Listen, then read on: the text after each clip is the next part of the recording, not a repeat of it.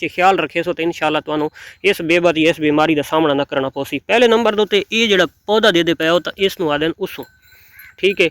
तो इसनू तारा मीरा भी आखा वैंदा है। गैस तो इस बीमारी तो बचने वास्ते इस तो होर बेहतरीन तरीका कोनी। ये शुरू तो इसनू जानवर खांदा रही है। इस दे फुल्ल ये दे फुल्ल हुण इत्थां फली बनाई सी, ये फलियां बनांदा ही पिया, ये दे पिया इसे दे विच उसू तैयार थी सी। अस्सलाम वालेकुम बिलादरी, क्या हाल है? ठीक ठाक हो? उम्मीद करना मेरे सारे भैणा भरा तकड़े वधे होसन ते अल्लाह पाक सारे भरावां दे माल जान इज़्ज़त आबरू हर शे दी हिफाजत फरमाए ते अल्लाह पाक सारे मुसलमानां दी बच्चियां दे नसीब अच्छे फरमाए। तो माशाअल्लाह जी जौधरे दी पोजीशन देखो जानवरां के कर छोड़ा है, क्योंकि नहर सुक्की है तो उस तो बाद असां बोर वगैरह चलाया को नहीं, तो काफ़ी अरसा थी गया इस जौधरे नूं पानी नहीं लगा। तो जौधरा भेड़ा खा खा के ये जौधरे की कैं दोस्तों समझ नहीं आती, तो ये जवी जन आते हैं वो चीज़ है। तो ये जो चीज़ आई ये दो किस्म का जौधरा होंदा, एक होंदा है देसी तो एक होंदा फार्मिंग। तो ये सादा यानी कि देसी जौधरा काश्त आई, ये एक बूटे दी काफ़ी सारिया शाखां थींदियां ने। एक बूटा तो ये देखो ना ये उतों खानियां रहांदियां ते विच काफ़ी सारिया शाखां निकलदियां रहांदियां। तो अजे सारी नहर नहीं आई, बंदी आंदी होंदी पोह आली, तो पोह आली बंदी तो बाद हुण जिहले खुलसी तो तकरीबन 10 दिहाड़े होर भी नहीं आती। मौसम अज फुल बना हुआ है बारिश का, अल्लाह की ज़ात शायद कि बारिश दे छोड़े। बारिश आ गई तो माशाल्लाह इसमें काफ़ी सारी नमी मिल वैसी। अगर बारिश ना आई तो वरना नहर तक ये इं रहा सी, नहर का जिले इसमें पानी लग वैसी तो काफ़ी सारी इसकी एक दफ़ा सूरत अच्छी थी आसी। तो तकरीबन मार्च तक ये चलता रहा होंगे जौधरा ग्रेजिंग वास्ते। तो मार्च दे विच इंशाअल्लाह असां इस जौधरे नूं पट के इस एकड़ दे विच इंशाअल्लाह जंतर काश्त करदे सां। होर जिहड़ा है तां दूजे पासे जिहड़ा काश्त करना चाह रहा तो इंशाअल्लाह सादा चारा काश्त हो सी काप के खत्तण वाला, यानी कि ज्वार की शक्ल दे विच ज्वार काश्त करसां, ज्वार दे विच गुआरा हो सी, यानी कि मिक्स चारा हो सी जिहड़ा काश्त करसां। तो इंशाअल्लाह अपने दोस्तों नाल शेयर करसां, क्योंकि सादी वीडियो देख देख के काफ़ी सारे दोस्त भेड़ फार्मिंग वाले पास आन। तो असां दी कोशिश यही हो सी कि जेड़े जेड़े चारा है भेड़ बकरी वास्ते मुफीद हैं, अच्छे चारे हैं, तो वो भी इंशाअल्लाह डिटेल दे नाल अपने दोस्तों वक्तन दसेंदे रसां टाइम दे टाइम जियां काश्त थी सन।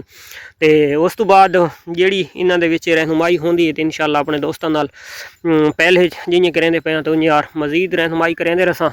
तो अल्लाह की ज़ात सारे मुसलमानों के रिज्क की हिफाजत फरमावे यारो, ये दुआ की करो हलाल रिज्क दी। दूजे नंबर तो अच्छा जानवर कहंदा दिठा तो माशाअल्लाह लाजमी पढ़ी करो, तो माशाअल्लाह पढ़सो तो अल्लाह की ज़ात तुहानू भी देसी। अगर दिल दे विच तुहाडी हुब हो सी मुहब्बत हो सी तो इंशाअल्लाह तुहानू भी देसी, अगर सानू दिता तो तुहानू भी देसी। साढ़े कोल ही शुरू दे विच 2-4 भेड़ होंदियां। अगर पुराने चैनल दे थोड़ी जियां तुसां बैक दे वैसो 1-2 साल पहले तुसां समझ के देख सो 1.5 साल पहले तो साढ़े कोल कुछ कोना ही होंदी, थोड़े जे जानवर होंदे हैं। तो अल्लाह दी देन है जी, तो अल्लाह की ज़ात रंग लाए तो अल्लाह पाक सारे मुसलमानों के हलाल रिज्क दे विच मजीद बरकतां और तरक्कियां अल्लाह पाक अजाफे वाले पासे खड़े। तो ये टोली नूं देख गिनो जी, ये टोली सकून फरमा रही है। ये जड़ी आनियां जल्दी जल्दी चार के वा तो उगाली दे खलो वैनियां चस्सां गिनन लग वैनियां तो कोई बात नहीं चढ़ते रहने, क्योंकि हुण महीना थी गए मुसलसल इस दे विच जानवर दोपहर टाइम आने ग्रेजिंग करन, यानी कि कम अज़ कम 1 तो 4 तक। तो 3 घंटे डेली 3 घंटे 2.5 घंटे 3 घंटे इन्हों इत्थे वर्जिश वास्ते निकाला वैंदा है। और दूसरे नंबर दे पेट पूजा ही कर वैनियां, क्योंकि घर दे विच इन्हों मिलता खलोता है मिसा, तो इत्थे आके ते जानवर खा वैन। उन्हें सब चारा भी यानी कि कुतरा होया मिलता ही पांदी की शक्ल दे विच। ते कमान की पांदी हुण जनाब खुश्क थीवण की वजह तो हुण पांदी का एंड हो गया, अज तू समझो दी एंड हो गया। तो इस तो बाद असां इंशाअल्लाह मंगावनी भी नहीं। काफ़ी सारे दोस्त आखा यार भाई गन्ने की पांदी ये वो जानवर नहीं खवाई वाई सकती या कोई साइड इफेक्ट ये वो। तो इस साल जनाब फस्ट एक्सपीरियंस कमान वाली पांदी दे उत्ते अल्हम्दुलिल्लाह। खैर अगे असां थोड़ा थोड़ा तो पैंदे रहंदे, लेकिन कदा कदा इस साल कम अज़ कम कोई ज़्यादा नहीं तो 70 तकरीबन 65 तो 70 हज़ार रुपए की असां पांदी इस सीजन दे विच खवाई अपने जानवरां नूं। और अल्हम्दुलिल्लाह सानू किसी किस्म का कमान की पांदी दी साइड इफेक्ट नज़र नहीं आया।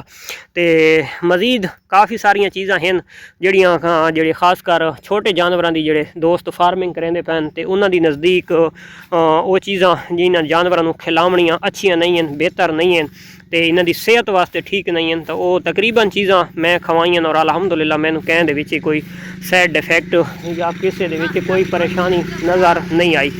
तो पहले जनाब मड होंदी आई तो मड अल्हम्दुलिल्लाह पिछले साल तो अस खवेंदे रहे हाँ।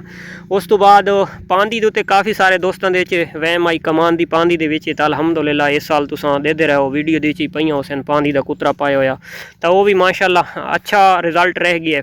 तो सर्दियाँ समझो गुजार गिदियाँ से शुक्र है अलहमदुलिल्लाह। सर्दी फार्मर वास्ते काफ़ी औखी होंदी है, काफ़ी सारिया बीमारियां का भी सामना करना पौंदा है और सर्दी दे विच जानवर दी बड़ी देखभाल करनी पौंदी है क्योंकि वीकनेस जदा ही आती है जानवर दे सर्दी दी आती है। गर्मी तो ऐसी चीज़ है कि गर्मी दे विच तो जानवर कोई शय ना खावे तो वत भी 5-4 लीटर पानी पी गिंदा है। तो सर्दी एक ऐसी चीज़ ही है कि चारा खावन के बावजूद भी जानवर पानी नहीं पी सकता।